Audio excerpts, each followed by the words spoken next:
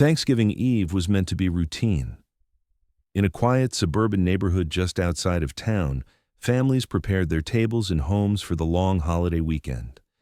Inside the Douglas residence, the atmosphere was familiar and ordinary. The smell of pies cooling on the counter, the chatter of two children arguing over who got the wishbone the next day, and the clatter of dishes being washed. Nothing about the evening suggested it would end in tragedy. The mother, 39-year-old Laura Douglas, had been described as dependable, soft-spoken, and endlessly committed to her children. She was the kind of person neighbors remembered for showing up to PTA meetings with extra handouts, or for delivering food to a sick friend without ever being asked. Her husband, Robert, was a factory supervisor, known to be reserved, sometimes stern, but generally regarded as reliable. To outsiders, they looked like any other suburban couple navigating the quiet exhaustion of middle age. As the night wound down, Laura announced she was going to make a quick run to the grocery store. The family needed whipped cream for the pies, and she wanted to grab cranberry sauce, worried the shelves might be empty by morning. The errand didn't raise alarms. Thanksgiving Eve grocery trips were common, and the store was only 10 minutes away. She left around 9:45 p.m., carrying just her purse and keys. Hours passed. Robert settled the children into bed and waited for Laura to return. At first, he assumed the lines at the store had been long or she'd run into a neighbor. By 11:30, unease crept in. By midnight, he began pacing the living room. He tried to rationalize her absence. Maybe she'd stopped at her sister's. Maybe the car had broken down. But when he called her cell phone, it went straight to voicemail. He dialed again and again, with no answer. By 1 a.m., Robert said he felt panic. He debated waking the children but chose to keep them asleep, shielding them from what he couldn't yet explain. He drove the route to the grocery store, hoping to find her car on the side of the road. The streets were quiet, dotted only with patches of frost beginning to form on windshields. He saw no sign of her. At 2:15 a.m., his headlights swept across the grocery store lot. There, in a row of parked cars dusted by cold night air, was Laura's vehicle. The doors were locked, but through the glass he saw her purse sitting upright on the passenger seat. The keys dangled from the ignition. Nothing else appeared disturbed. Robert called the police. Officers arrived just after 3 a.m. and began examining the scene. They noted there were no signs of forced entry, no broken glass, no obvious struggle nearby. The car battery had drained with the headlights left on, but the vehicle itself was functional. Inside the purse, officers found her wallet with cash and credit cards still intact. Her phone, however, was missing. By dawn, news spread quickly through the EU neighborhood. A mother of two had vanished on Thanksgiving Eve, leaving her car abandoned. Relatives arrived at the Douglas home, trying to comfort the children, who awoke to hushed voices and drawn curtains. The police canvassed the store. Surveillance cameras at the entrance captured Laura entering at 9:57 p.m., dressed in a winter coat and scarf, her hair pulled into a ponytail. She purchased whipped cream and cranberry sauce at 10:12 p.m., then walked back toward the lot. The cameras did not extend to the parking area. From there, she seemed to vanish. Detectives interviewed clerks who recalled her transaction, but noted nothing unusual. She didn't appear distressed, wasn't followed inside, and spoke politely. Her receipt confirmed the timestamp. The groceries, however, were not found in the car. This small detail shifted everything. Where had the items gone? Did she place them in the trunk, only for someone to intercept her afterward? Did she hand them to someone willingly, or had she never made it back to her car at all? Investigators widened their search.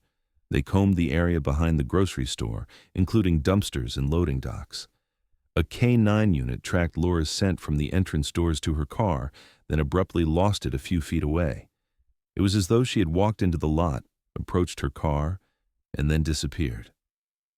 By Thanksgiving morning, local news outlets reported the story. Camera crews parked outside the Douglas home, capturing images of officers walking in and out.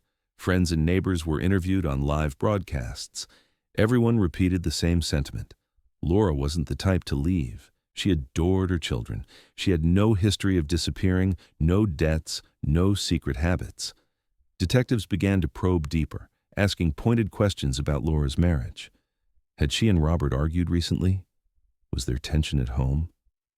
Some neighbors admitted they had overheard disputes, though none could say they'd ever seen violence. Robert denied any serious problems, insisting Laura had been happy and relaxed that evening. But his account of the night was now under a microscope. Family members pressed for answers. Laura's sister described their last phone call earlier that week, where Laura had sounded tired but cheerful about the holiday. Her parents drove in from out of town, their faces stricken as they waited outside police headquarters for updates. The holiday passed in a haze of unanswered questions. At the Douglas table, Laura's empty chair became unbearable. The children asked when their mother would be home, and no one could give them an answer. Investigators expanded their search radius to highways, wooded areas, and nearby rivers. Volunteers joined in, braving freezing temperatures to comb through brush and fields. Each hour that passed without discovery darkened the mood. What troubled detectives most was the neatness of the scene. Kidnappings from grocery store lots often left some trace. A dropped bag, a broken phone, a witness hearing a shout. Here, there was nothing. It was as though Laura had dissolved into the night air. That first day set the tone for everything that followed. A missing mother, a locked car, a purse left behind, and no sign of the groceries she had purchased. The questions mounted, each heavier than the last. And as the hours stretched into days, suspicion began to turn inward, toward those closest to her. The first 24 hours after a disappearance are always crucial, and investigators wasted no time turning their attention toward the Douglas home. For detectives, the scene inside a family's life is often more revealing than the empty parking lot or the abandoned car. Behind closed doors, motives can be born, secrets can fester, and tragedy can take shape. It was in that direction the search began to shift. Robert Douglas was summoned for questioning within hours of the discovery of his wife's car. He appeared exhausted, with dark circles beneath his eyes, though officers weren't sure if the look was from worry or something else entirely. He insisted he had spent the night pacing, waiting for Laura before setting out to search for her himself. His timeline, while consistent, left gaps that detectives pressed hard against. Had anyone seen him between 10 and midnight? Did he make any calls beyond Laura's phone? Was there an argument before she left the house? The questions came fast, blunt, and unrelenting. Robert denied any wrongdoing, but investigators knew that in cases like this, statistics leaned heavily toward the spouse. When a woman vanishes without a trace, the person closest to her is almost always scrutinized first. He was asked to recount every detail of their evening, what they ate, what they discussed, when the children went to bed, and what Laura wore when she walked out the door. Detectives searched for cracks, but his answers remained steady. Meanwhile, neighbors began whispering. Some described the couple as quiet but not particularly affectionate. Others mentioned hearing raised voices through the walls during summer evenings when windows were open. A few recalled Robert's temper, short, sharp outbursts over trivial matters, but none admitted to ever seeing physical violence. Still, in a small town, gossip had a way of snowballing. By the end of the week, many believed there had been trouble in the Douglas marriage for years. The media picked up on the angle quickly. Local reporters swarmed the grocery store parking lot, their cameras capturing the abandoned vehicle, the purse visible inside. They set up outside the Douglas residence, eager to catch a glimpse of Robert or the children. Headlines began appearing in bold. Mother of 2 vanishes. Domestic dispute suspected. To the public, the story was no longer about a missing woman. It was about a husband under suspicion. Family members found themselves divided. Laura's parents were devastated. Their grief laced with suspicion they couldn't quite voice out loud. Her sister confided to police that Laura had expressed frustrations in her marriage, describing a sense of being trapped, though she never mentioned wanting to leave her children behind. Some relatives suggested Laura may have walked away intentionally, exhausted by responsibility and longing for escape. Others dismissed the theory outright, saying she loved her children too deeply to abandon them. The children themselves became unwilling witnesses. At ages 9 and 11, they were far too young to fully comprehend the weight of the situation, yet detectives needed to hear from them. Seated in small rooms with stuffed animals placed strategically in the corner, they were asked simple but haunting questions. Did Mommy and Daddy fight? What did you hear the night she left? Did she seem upset? One child remembered muffled voices and a door slamming. The other said they thought they heard their mother crying in the kitchen. Though the details were vague, the suggestions were troubling. With each passing day, hope dimmed. At first, friends and neighbors had rallied, leaving casseroles at the Douglas home, organizing candlelight vigils, printing flyers with Laura's face. But as the days stretched into a week, and then 2, the energy shifted. Vigils grew smaller, volunteers thinned, and whispers grew louder. People wanted answers, and in the absence of them, they filled the void with speculation. Detectives brought Robert in a second time, confronting him with the inconsistencies they believed existed. He had initially claimed to have called Laura's phone multiple times before midnight, but records showed the calls began later than he first admitted. He said he had searched the grocery store parking lot once, yet surveillance cameras captured his truck circling twice. These weren't damning revelations, but they were enough to cast further doubt. Robert explained them away as stress clouding his memory, but investigators filed them carefully into their growing case notes. The children's statements also weighed heavily. Detectives couldn't ignore the image of a mother crying on the eve of her disappearance. Was it the stress of the holiday, or was it the culmination of something darker at home?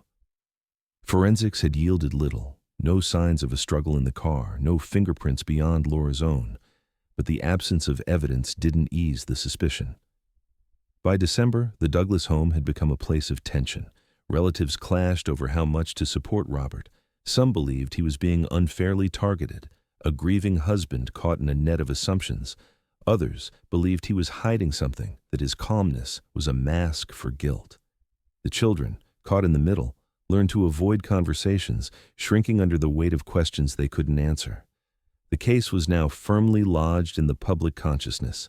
News outlets ran updates nightly, often, revisiting the same scant details with dramatic flair. Talk shows debated whether Laura had been abducted by a stranger or if Robert had orchestrated her disappearance. Comment sections online filled with theories, many condemning him outright. To the family, it felt like a trial was already underway, one conducted not in a courtroom, but in living rooms across the county. As winter deepened, detectives faced the reality that the investigation had stalled. Without new evidence, they could not charge Robert, nor could they confirm foul play. Laura's face remained on missing posters, taped to store windows and gas pumps, her smile fading under the wear of weather and time. Yet within the silence of the case file, one truth gnawed at investigators. Every timeline they built, every lead they followed, kept circling back to the house she left behind. It was there, in the tension of that family, that the answers seemed to linger. And though no one could yet prove what happened, the pressure on the Douglas home was only beginning to build. In the first week of December, the town awoke each morning to headlines of a mother still missing. By then, the Douglas case had shifted from a household tragedy to a community-wide effort. Police mobilized ground searches that swept across the outskirts of town, calling on volunteers to walk shoulder to shoulder through thick brush, drainage ditches, and farmland. Helicopters circled overhead with infrared cameras, scanning for signs of movement or heat, though winter cold quickly masked any trace. Cadaver dogs were brought in from surrounding counties. Handlers described the animals alerting at random locations, once near a drainage culvert, another time at the edge of a riverbank. But each alert ended without discovery. The ground yielded nothing more than frozen soil and dead leaves. Each false signal was a jolt of adrenaline followed by crushing disappointment, and detectives knew the longer the trail went cold, the smaller the chance of finding anything at all. The grocery store parking lot became a grim landmark. Volunteers gathered there at dawn, bundled in layers, clutching hot coffee, before fanning out into search grids. They taped missing posters to lampposts, storefronts, and gas stations, Laura's smiling face staring back in fading black and white. Strangers who had never met her walked miles of roadside ditches, some whispering prayers under their breath. The sight of a mother gone without explanation struck a nerve, and people clung to the belief that their combined effort might pull her back from whatever abyss had taken her.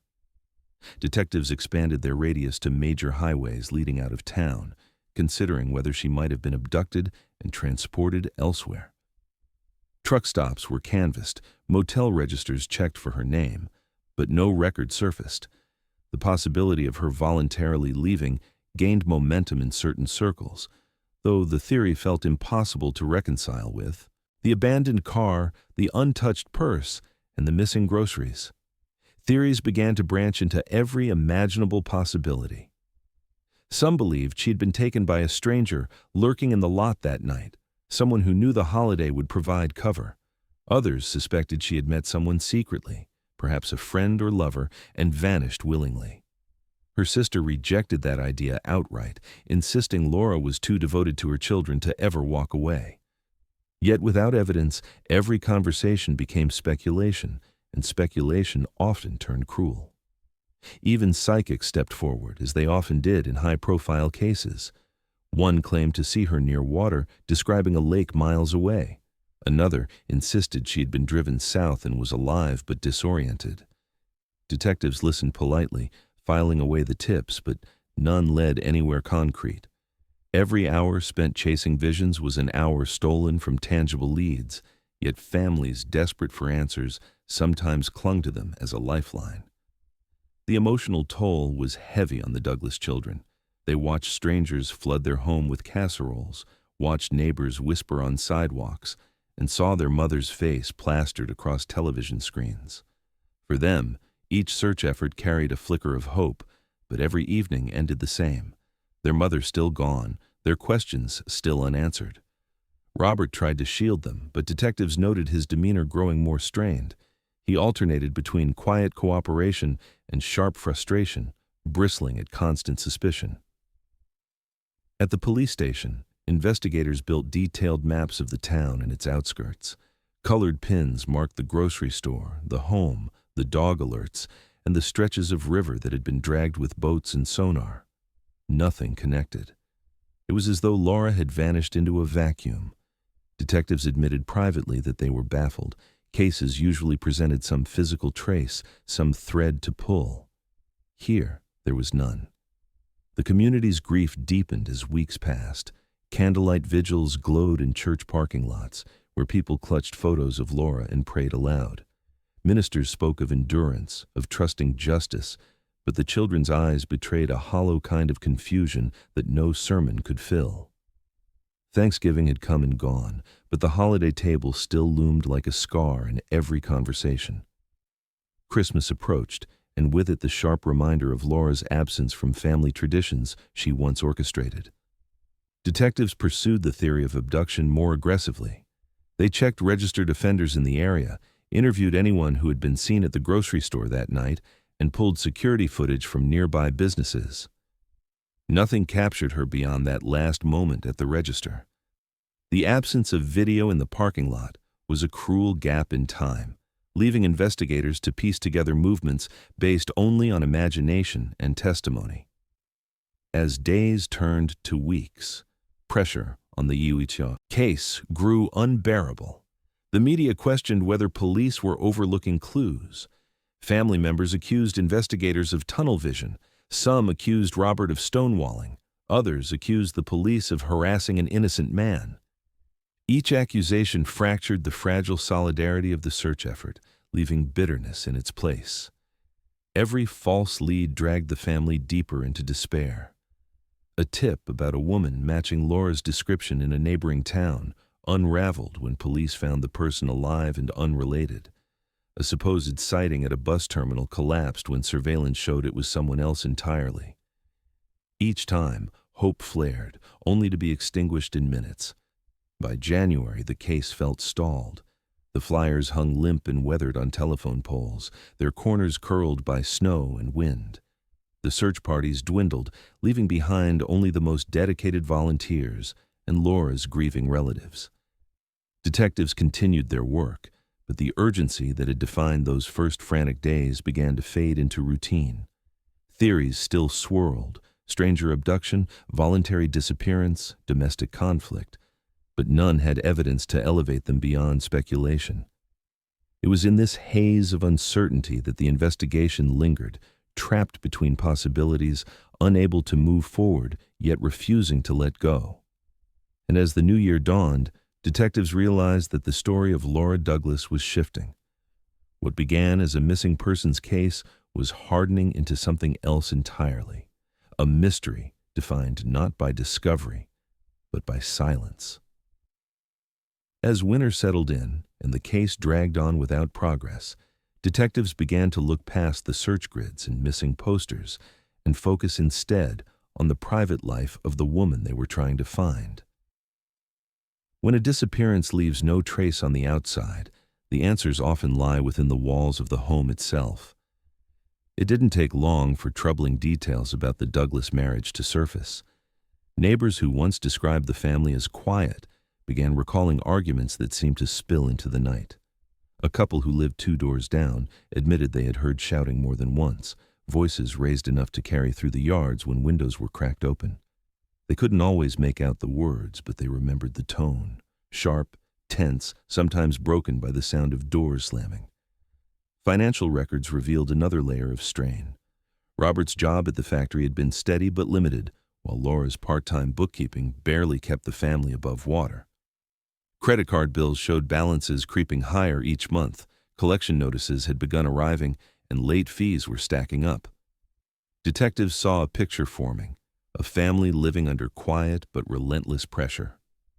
To outsiders, the Douglas home looked ordinary. Behind the facade, the tension was mounting.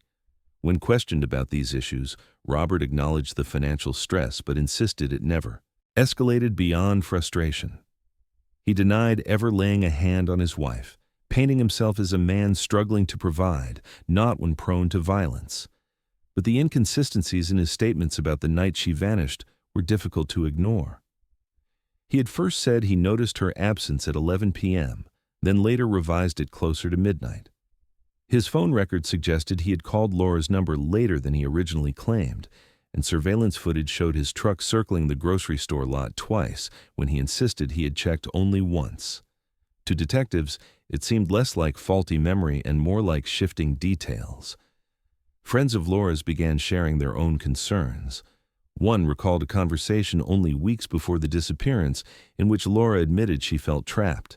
She described her life as a cycle of work, child care, and trying to keep the household afloat. She confided that Robert could be harsh, quick to anger, and dismissive when she tried to talk about her worries. Another friend remembered Laura saying she felt overwhelmed, like there was no room to breathe. Yet despite the hints of unhappiness, she never spoke of leaving her children or abandoning her life.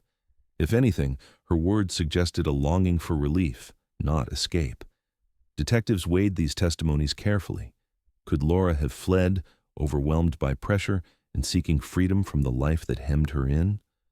Or had a confrontation at home escalated beyond control? Theories branched in both directions, but neither aligned perfectly with the facts. If she had fled, why leave her car and purse behind? Why buy groceries only to vanish before returning home? If violence had occurred, why was there no evidence of a struggle? The children's vague recollections continued to gnaw at investigators. They remembered muffled voices and their mother crying in the kitchen that night. To detectives, it sounded like the beginning of a fight that may have ended in tragedy. Yet without a body, without physical proof, suspicion remained circumstantial. By January, detectives brought Robert back in for another round of questioning.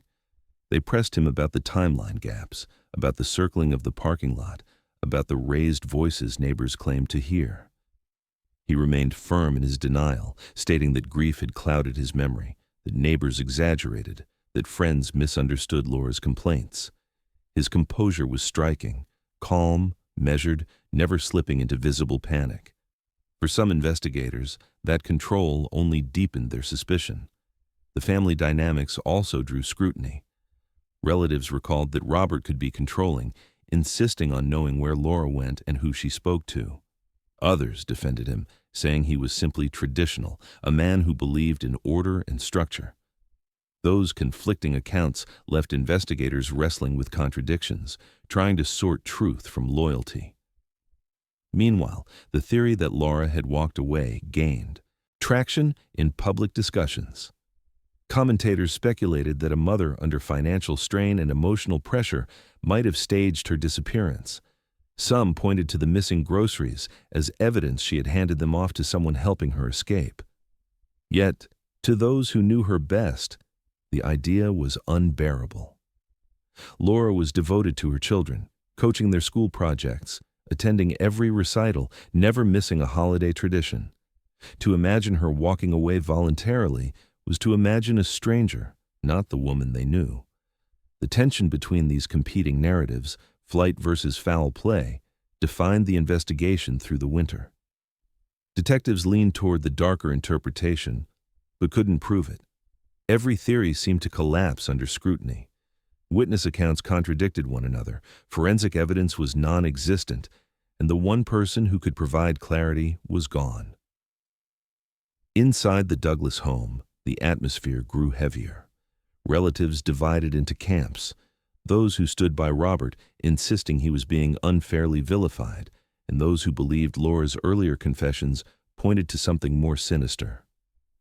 Holidays passed in silence, her absence growing sharper with each family gathering. The community watched, uneasy.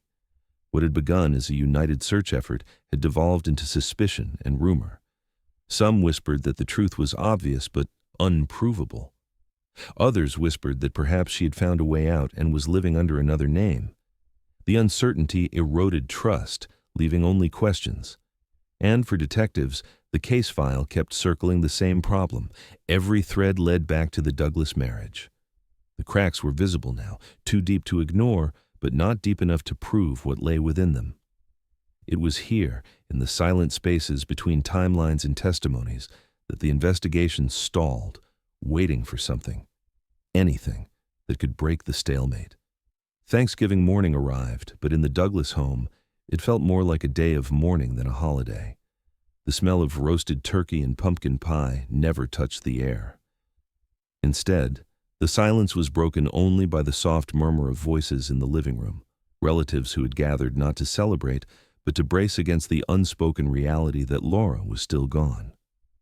The dining room table, set the night before with care by her own hands, sat untouched. Her chair, empty at the head of the table, seemed to draw every glance. For the children, the absence was impossible to understand. They had expected to wake to the sounds of their mother bustling in the kitchen, calling them to help stir gravy or set napkins. Instead, they woke to strange adults whispering in corners and their father pacing the floor, answering police calls. At just 9 and 11, their young minds could not comprehend why the day everyone waited for each year now carried a weight that pressed down like lead. Detectives returned to the home, determined to seize the momentum of fresh testimony before memories grew cloudy. This time, they focused more carefully on what the children remembered from the night their mother left. The questions were simple, but the answers chilling. One child recalled muffled crying, the sound of their mother's voice breaking in the kitchen. Another remembered hearing the heavy slam of a door, followed by silence. These fragments, though incomplete, painted a picture of conflict, one that aligned uncomfortably with what neighbors had reported hearing through thin walls and open windows. The implications were not lost on investigators. To them, it suggested an argument had taken place in the home that night, perhaps one that escalated just before Laura drove to the grocery store. Yet without proof, the possibility remained a shadow, not evidence. Detectives knew children's memories could be fragile, colored by fear, but their statements added to the mounting suspicion around Robert. If there had been a fight, what role had it played in her disappearance? Forensic teams combed through the house again, this time with greater scrutiny.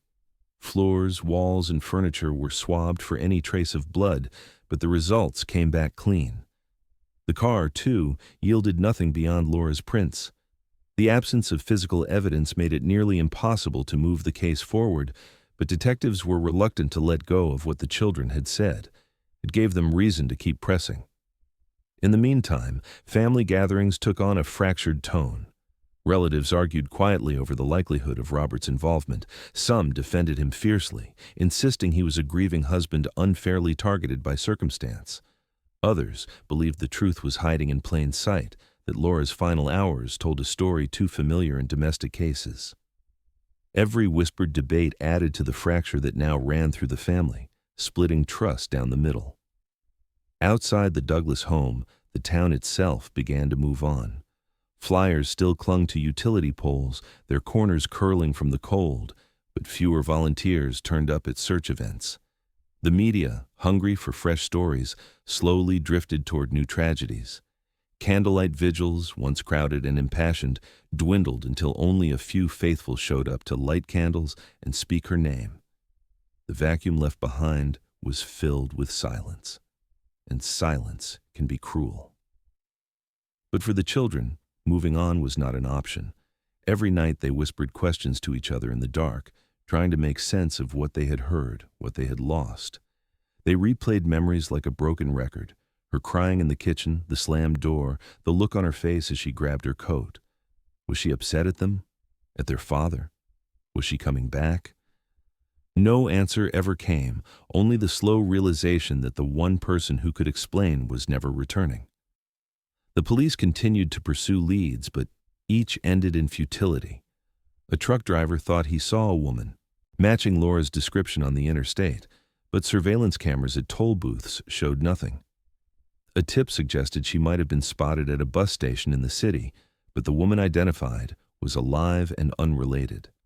Detectives grew weary of the dead ends, their optimism fraying as winter deepened. By January, the case had begun to slip into the realm investigators feared most: cold.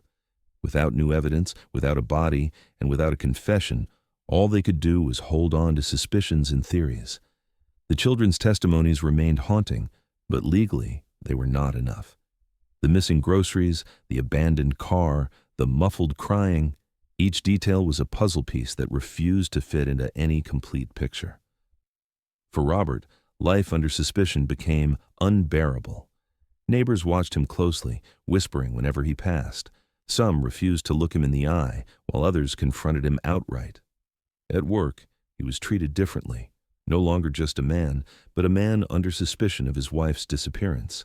He responded by retreating inward, speaking less and limiting contact. But to detectives, his silence was not the silence of grief alone. It was the silence of someone hiding something. The winter passed in a haze of unanswered questions. The Douglas home grew quieter, heavier, every room echoing with what was missing. The holiday table remained untouched, a painful reminder of what had been lost. And though the town slowly turned its attention elsewhere, the children never stopped asking. They never stopped replaying the sounds of that night, never stopped wondering if their father knew more than he admitted, never stopped fearing that the truth lay far closer than anyone dared to imagine. It was that persistent question, the possibility that the answers were not out there in the woods or rivers but within their own walls, that ensured the case would never truly fade away. And for investigators, that possibility would keep the file open, even as the trail grew colder with every passing day. Time moved forward, but for the Douglas family, it never truly carried them past that night. What had begun as an urgent search dwindled into quiet waiting, then hardened into a silence that stretched across decades. With no body, no confession, and no evidence strong enough to press charges, the disappearance of Laura Douglas slowly slipped from the front pages into the back corners of memory. But inside her family, it remained a wound that never closed. The children, once 9 and 11, carried the absence of their mother into every stage of their lives. Each milestone became a reminder of what had been stolen. She was not there to sign permission slips, to cheer at graduations, to help choose colleges, or to stand at weddings. Instead, her face stared back at them from the faded missing posters still tucked in boxes, or from the yellowed newspaper clippings that relatives refused to throw away. For them, the loss was not just a mystery. It was a shadow that trailed them into adulthood, shaping the way they trusted, the way they loved, the way they understood the fragility of family. Robert continued to live in the same house, though under constant suspicion. He was never arrested, never formally charged, but suspicion clung to him like a second skin. Neighbors remembered the tense stares, the way whispers followed him down grocery aisles, the way his name surfaced every time the case was mentioned. He lived quietly, working, paying bills, keeping to himself. Some described him as broken by grief, others as a man who had escaped justice. Whichever was true, he never remarried, never moved away, and never publicly defended himself beyond the early interviews he had given. Detectives who had once worked the case retired, handing it over to cold case divisions who would periodically revisit the file. Each time, the same evidence was sifted through, the same notes examined. Surveillance footage, phone records, financial documents, they were studied again and again, but no new threads ever appeared. Detectives admitted that unless a body was found, or a confession surfaced, there was little they could do. The file grew thicker with each passing year, filled with theories and reports that never converged into proof. For the family, Thanksgiving became unbearable. What had once been Laura's favorite holiday turned into a day that reopened the wound. Every year, the table felt incomplete, her absence pressing harder than the year before. Relatives stopped trying to celebrate, shifting gatherings to smaller meals or skipping the day altogether. It was no longer a holiday, but an anniversary of loss, a yearly reminder that she had vanished on the eve of what was supposed to be a time of family and gratitude. The children carried their memories with them, fractured and haunting. They still recalled the muffled crying in the kitchen, the slammed door, the sound of their father's footsteps pacing the house that night. They never stopped wondering what it meant. But as they grew older, they learned how memories could blur and bend under the weight of time. They questioned themselves. Had they misheard? Had grief twisted the sounds into something more sinister? The uncertainty became its own kind of torment, a lifetime of asking questions with no answers. For the town, the case became folklore, a story whispered when new families moved in, a cautionary tale told to children about the mother who vanished without a trace. Old neighbors kept their theories alive at backyard barbecues and over coffee in diners. Some believed she had been abducted by a stranger that night, taken far beyond the county line. Others insisted she had planned her disappearance, finding a way to escape an unhappy marriage. But the most common suspicion was the one that never faded, that Robert knew more than he ever said. In moments of desperation, the children reached out to private investigators, hoping fresh eyes could find something missed. They were told the same thing. Without new evidence, the trail was too cold. Psychics resurfaced, offering visions of lakes and forests, but each claim collapsed under scrutiny. Leads went nowhere, tips dried up, and silence returned. It was a silence that cut deepest in the house itself, in the attic where old boxes gathered dust, in the kitchen where Laura's laughter no longer echoed, in the bedroom where a space beside Robert had been empty for 20 years. The family fractured under the weight of it. Relatives who once rallied together drifted apart, some refusing to speak to Robert, others standing by him. Holiday gatherings grew smaller, more distant. The Douglas name became tied not to memories of life, but to the mystery of death unspoken. For the children, adulthood offered little relief. They built careers, families, and homes of their own, but the absence followed them. It colored their relationships, instilled in them a fear of loss, a distrust of silence, and an unease around holidays that others celebrated without hesitation. They longed for closure, but knew that closure rarely comes cleanly. The police file remained open, but stagnant. Detectives admitted in interviews that the case haunted them, not because it was complex, but because it was so empty. People don't just vanish, one investigator said. There's always something. But here, there was nothing. It was the nothingness that gnawed at everyone involved, an emptiness that no amount of searching, questioning, or theorizing could fill. As the 20th anniversary of Laura's disappearance approached, the family found themselves circling back to the same memories, the same questions, the same unresolved pain. 2 decades had passed, but the image of her walking into the grocery store and never walking out again was as vivid as ever. Time had not dulled the mystery. It had only deepened the silence around it.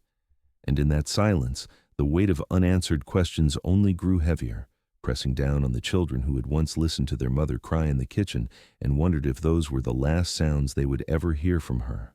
2 decades after Laura's disappearance, the Douglas family reached another grim milestone. Robert Douglas, the man who had lived half his life under the cloud of suspicion, died quietly of natural causes in the same house he had shared with his missing wife. There was no confession left behind, no letter, no recorded words to explain what had happened on that Thanksgiving Eve. For the community, his passing marked the end of an era of whispered accusations.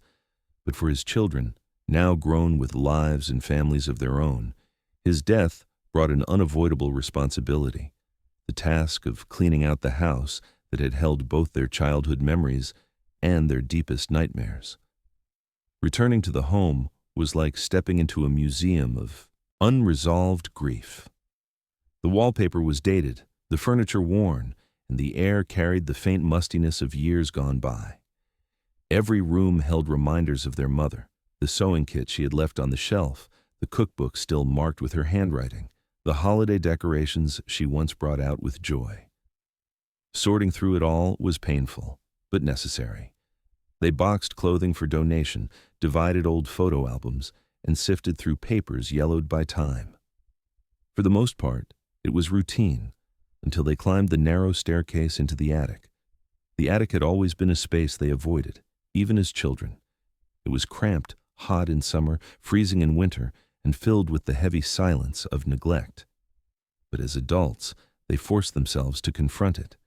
They began moving boxes of Christmas ornaments, old tax records, and dusty trunks that had clearly not been touched in years. It was then, while sliding a heavy box across the insulation, that they noticed something strange. A large trunk wedged deep against the rafters, pushed back as far as it could go. Unlike the other boxes, this one was locked, and its placement felt deliberate, as though someone had gone to lengths to keep it out of sight. The siblings exchanged uneasy glances. In families marked by secrets, discoveries like this carry their own gravity. They wrestled the trunk free from its corner, coughing as clouds of dust filled the air. The lock was rusted, fragile from years of neglect. With effort, they pried it open, not expecting much, perhaps old tax papers or forgotten clothing. But as the lid creaked back, what they found left them frozen in place. Inside, wrapped in faded linens, were items they recognized instantly. Their mother's purse, the same one investigators had once found inside her abandoned car, was sitting at the top. But when they unwrapped it, they realized something was wrong. This wasn't the purse recovered in 2003.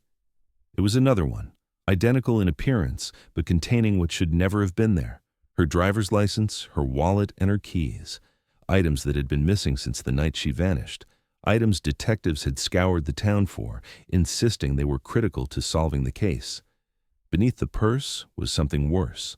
Folded carefully, as though intentionally preserved, was a blouse. The fabric was stained dark in patches, discoloration that could only be explained by blood. The children didn't need a lab test to understand the implication. It was their mother's clothing, evidence of violence that had been hidden just a few feet above their heads for 20 years. For a long moment, the siblings stood in silence, their hands trembling, their breathing unsteady. The attic was suffocating now, its walls pressing in as the weight of what they had uncovered sank in. They had lived beneath this secret their entire lives, haunted by the not knowing, only to discover that the answers had been stored in their own house, all along. They called the authorities, who responded immediately. Detectives from the Cold Case Division arrived with evidence bags and cameras, documenting the trunk and its contents with painstaking care. The purse, the wallet, the keys, and the blouse were all collected and transported to the lab. The attic became a crime scene, sealed off as if the house itself had finally decided to reveal its secret. Investigators were stunned. For years they had theorized, searched, and speculated, yet the most critical evidence had been hidden in the very place no one thought to look. The trunk suggested intent. Someone had deliberately concealed it, ensuring the truth remained out of reach. With Robert now deceased, suspicion hardened into near certainty. The items told a story he had spent 2 decades denying. For the siblings, the discovery was both devastating and validating. They had grown up under the shadow of suspicion cast on their father, torn between love and doubt, never sure which side of the line to stand on. Now, the evidence in the trunk pointed to a reality they could no longer ignore. Their father hadn't just lived under suspicion. He had lived with the truth hidden above their heads, a truth he never confessed and never allowed them to know. The shock reverberated beyond the family. Detectives reopened the case, re-examining timelines and witness statements with fresh eyes. The blouse was sent for forensic testing, and even after 20 years, technology had advanced enough to confirm what the stain suggested. It was blood, and it was Laura's. The town reacted with a mix of vindication and horror. For neighbors who had long believed Robert was involved, the discovery confirmed their suspicions. For others who had defended him, the revelation was crushing. The man who had walked among them for 2 decades, quiet and reserved, had kept the evidence of his wife's disappearance locked away in his attic, even as his children grew up beneath it. The siblings were left reeling, struggling to reconcile the father they had known with the man suggested by the trunk. They wondered how many times they had climbed the stairs for Christmas decorations, how many nights they had slept unaware, while just feet away, the truth of their mother's disappearance waited silently above them. And though the discovery answered questions, it raised others that would be harder to live with. Why had he kept the items? Why hadn't he destroyed them? And most haunting of all, if this was here, then where was their mother? When investigators opened the trunk pulled from the Douglas attic, they handled its contents with the precision of people who understood the weight of what they were uncovering. Each item was lifted carefully, bagged and labeled, yet the significance was unmistakable even before the evidence reached the lab. At the top was the purse, leather cracked with age, its contents still neatly arranged as though Laura herself had placed them there. Inside, her driver's license, her wallet with cash still folded inside, and the very keys detectives had searched for 20 years earlier. The presence of these items was staggering. They were not lost, not stolen, not scattered on some roadside. They had been hidden deliberately. Beneath the purse lay the blouse. Once pale, its fabric was now mottled with deep brown stains, the unmistakable signature of blood aged by time. Detectives recognized immediately what this meant. This was no longer a missing persons case. This was evidence of violence. The attic had preserved the truth that investigators had once suspected, but could never prove. The siblings stood stunned as the reality washed over them. For 2 decades, they had lived torn between love for their father and suspicion that he knew more than he admitted. Now, the objects in front of them seemed to provide the answer they had both dreaded and expected. Their father had kept these things hidden, locked away above their heads as they grew up in the same house. It was not the silence of uncertainty that haunted them anymore. It was the silence of knowing that he had concealed evidence all along. For detectives, the discovery changed everything. The cold case file, once gathering dust, was reopened and reassigned.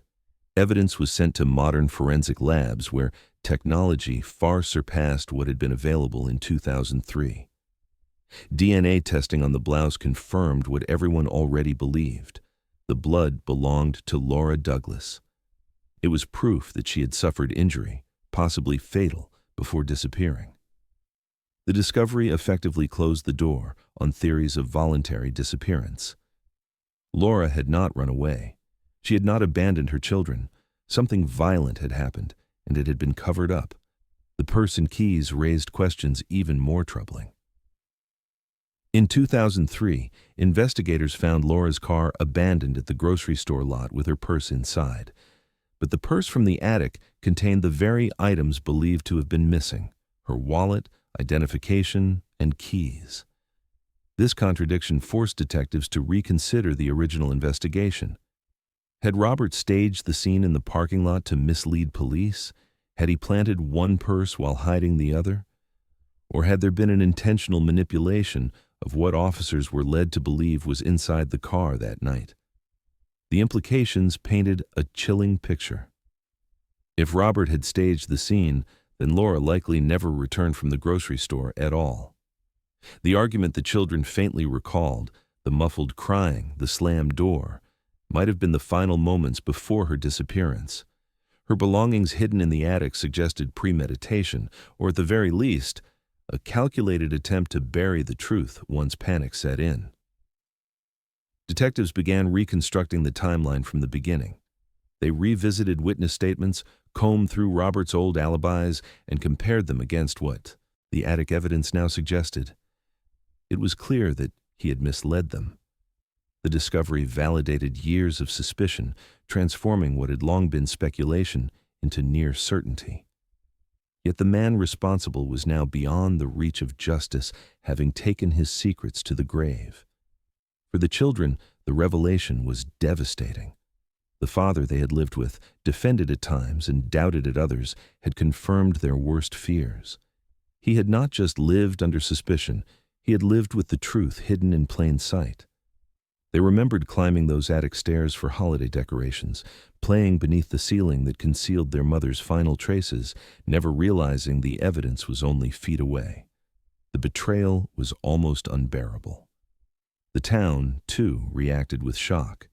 Neighbors who had defended Robert struggled with disbelief, while those who had always suspected him felt grim vindication. The story dominated local headlines once again, this time not as an unsolved mystery, but as a grim revelation of hidden guilt.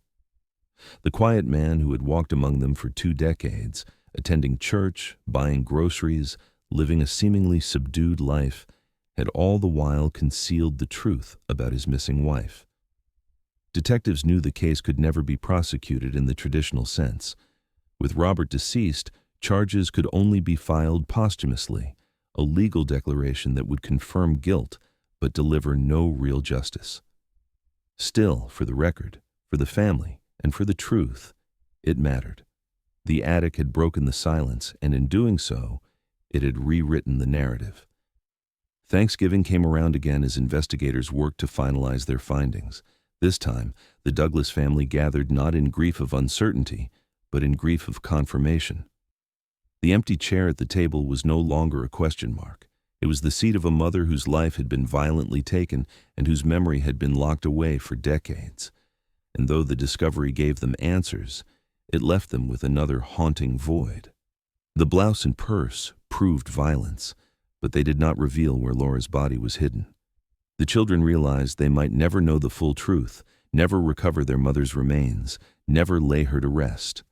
The attic had revealed enough to close the case in the eyes of law enforcement, but it had not offered the kind of closure a family longs for.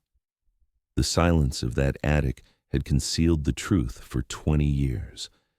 And though the trunk had finally been opened, the echoes of what remained unspoken still lingered in every corner of the Douglas home. The attic discovery forced detectives to return to the beginning and rebuild the night Laura Douglas vanished, piece by piece. With the blouse confirmed to carry her blood and her purse revealed to have been hidden deliberately, investigators revisited old interviews, dusted off forgotten reports, and tracked down neighbors who had lived near the family in 2003. 2 decades. Later, the memories were still there, blurred by time, but sharp in certain details. One neighbor recalled hearing voices through the thin winter air on Thanksgiving Eve, voices that sounded strained and heated. Another remembered a door slamming, loud enough to startle them as they prepared for bed. These accounts echoed what the children had once described: muffled crying, sharp words, silence that followed. Together, the fragments began to outline a chilling possibility: that Laura never made it to the grocery store in the first place. Detectives theorized that an argument had unfolded inside the home, fueled by financial stress and long-simmering resentment.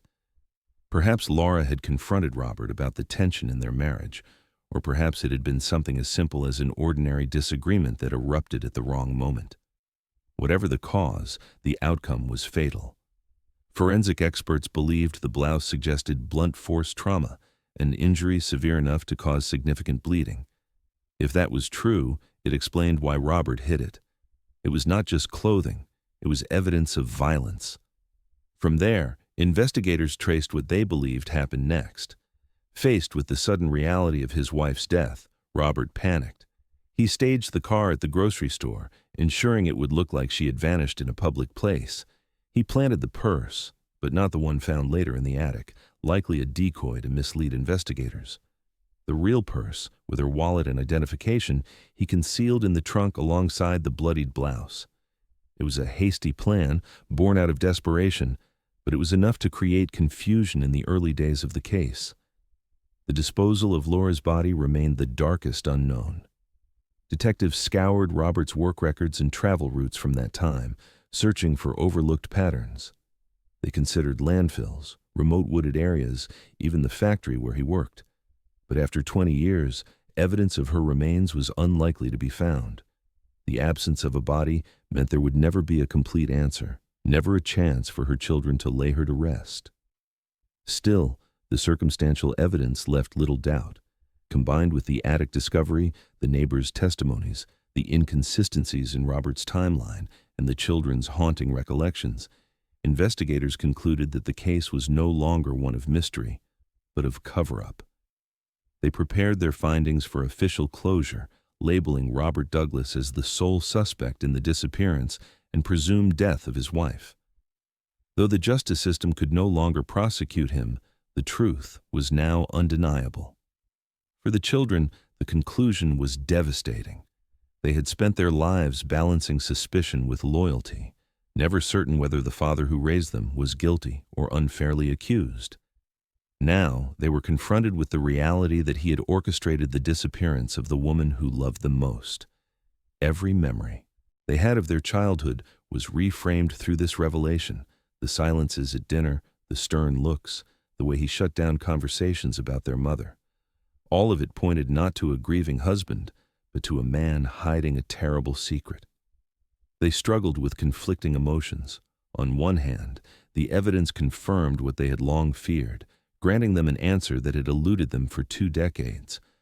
On the other, it stripped away the last remnants of the father they thought they knew. Reconciling those truths was nearly impossible. They mourned their mother all over again, but now they also mourned the father who had betrayed them. The attic had not only revealed what happened to Laura, it had dismantled the foundation of their family. The community absorbed the news with a grim sense of inevitability. For years, whispers had circled, neighbors quietly speculating that Robert was responsible. The discovery validated those suspicions, but it also left people unsettled. He had lived among them for 20 years, attending church services, shopping at local stores, waving to neighbors. He had carried out the role of a quiet, grieving widower, all while keeping his wife's bloodied clothing hidden just above his head. The revelation turned ordinary memories into sinister reflections. For detectives, the case became a textbook example of how time can bury truth, but not erase it. Had the trunk remained undiscovered, Laura's disappearance might have remained unsolved forever. The attic became a symbol of the secrets families hide, and how even the most ordinary homes can conceal the darkest truths. Yet for the Douglas children, the attic was more than a symbol. It was the place where their childhoods had ended without them knowing. They replayed every visit to the attic in their minds, retrieving decorations, dragging down boxes, never realizing their mother's belongings were locked just out of sight. The betrayal of proximity, of living beneath evidence of violence for 20 years, cut deeper than anything else. The official case file was closed, with Robert Douglas identified as the perpetrator. His name would forever be tied not just to suspicion, but to guilt. For the children, that conclusion was both necessary and unbearable. They had longed for truth, but truth had come at the cost of their father's memory. The man they buried had not been the victim of cruel rumor, but the author of it. And as the case closed, one question lingered, unspoken yet heavy in every conversation. If the attic had finally revealed the evidence, where had Robert hidden the rest of the story? Where had he taken Laura, and why had he chosen to let his children live in silence rather than reveal the truth? That unanswered void would follow them long after the files were closed, a reminder that closure can come with truth, but not always with peace. The discovery in the attic gave the Douglas children what they had long been denied: an answer. But with it came a storm of emotions they could not untangle. Relief that the mystery was no longer unsolved, devastation in the realization that their own father had been the architect of their mother's disappearance, and sorrow for the 20 years of silence, for the birthdays and holidays spent in confusion, for the memories built on a foundation of lies. Investigators moved quickly to finalize their findings. Though Robert was gone, the evidence was clear enough to file a posthumous charge, naming him responsible for the death and disappearance of his wife, Laura. It was a legal formality, but it carried enormous weight. It shifted the case from a mystery into history, from speculation into fact. The man who had once been whispered about was now recorded in official files as guilty. For the children, it was a strange kind of justice. They could not confront him, could not demand explanations, could not ask why he had chosen silence over truth. They were left only with the knowledge that the father who raised them had been the same man who destroyed their family. Reconciling those two images was nearly impossible. The community, too, struggled with the revelation. Some had long believed Robert was guilty, others had defended him fiercely. Now, the truth confirmed both the worst suspicions and the deepest fears, that the answers had always been close, hidden not in some distant forest or river, but inside the home itself. Thanksgiving never returned to what it once was. The holiday became a day of remembrance, not of celebration. A day marked not by family traditions, but by the memory of a mother whose life was taken on its eve, and a father who concealed the truth in silence. Yet, in its own way, the day also became a symbol of resolution. The questions that had lingered for 20 years were finally put to rest, the haunting mystery resolved at last. The Douglas family would never know peace, but they knew the truth. And sometimes, in cases like these, that is the only closure there is.